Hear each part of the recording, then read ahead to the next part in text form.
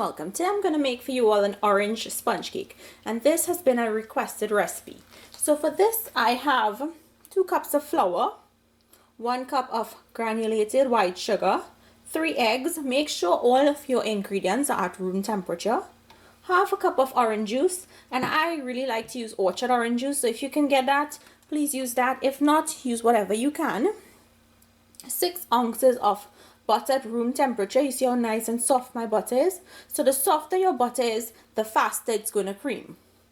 2 teaspoons of baking powder, a pinch of salt or 1/8 of a teaspoon, 1/4 teaspoon of cinnamon powder, and 1/2 teaspoon of vanilla extract, vanilla essence or almond essence.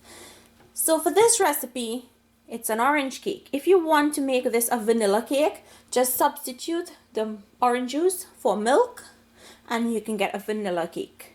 So let's get started on putting this together. The first thing you want to do is cream your butter and sugar.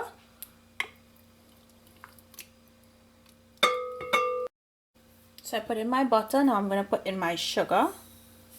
If you want to use less sugar to make it a more diabetic friendly version, you can do that by just using like 1/4 to 1/2 cup of sugar, or you can use Splenda.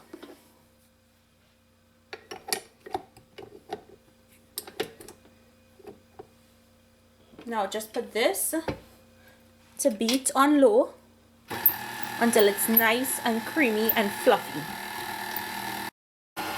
While your butter and sugar is creaming, to your flour you're going to add baking powder, your salt and your cinnamon powder, and just give it a mix.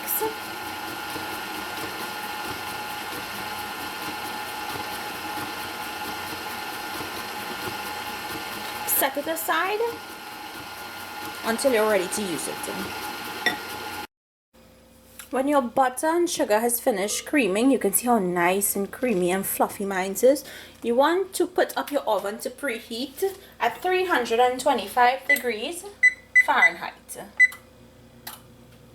So next, we're going to add in our eggs, one at a time.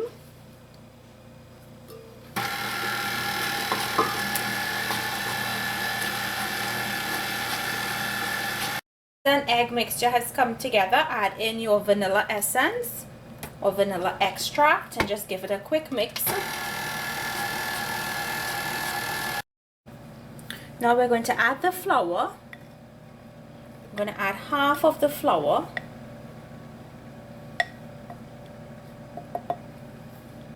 Give it a mix. And I'm going to add half of the orange juice.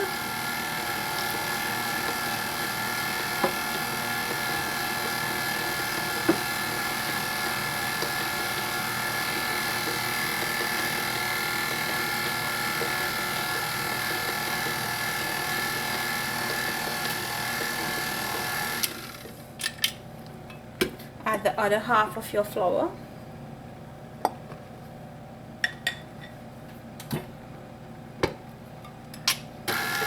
And add the rest of the orange juice.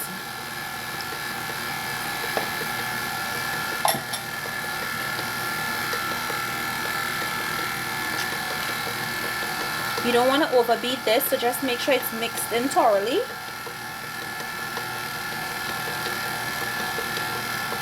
And then take it off.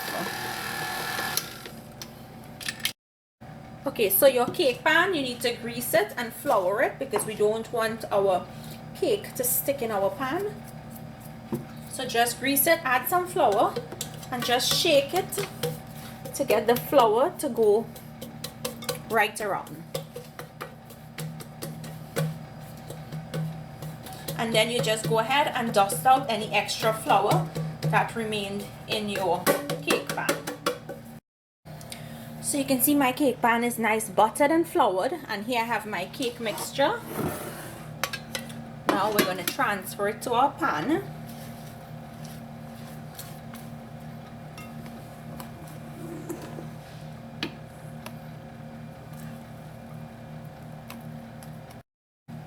Go ahead and spread out your batter into your cake pan evenly.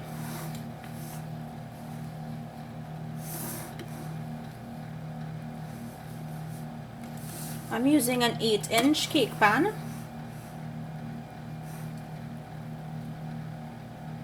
So I'm going to put this into the oven to bake for about 45 minutes until it's nice and golden brown. If it finishes before the 45 minutes, please go ahead and also take it out before that. When you insert the toothpick into it, it must come out clean. So I'm going to put mine to bake, and when it's done, I'll show you what it looks like. Another sign that your cake is finished is that it releases itself from the side of your baking pan. So I'm just going to leave this to cool. I'll take it out and I'll cut it and show you guys what it looks like on the inside. So here you have it, my orange sponge cake recipe. I hope you guys enjoyed today's recipe.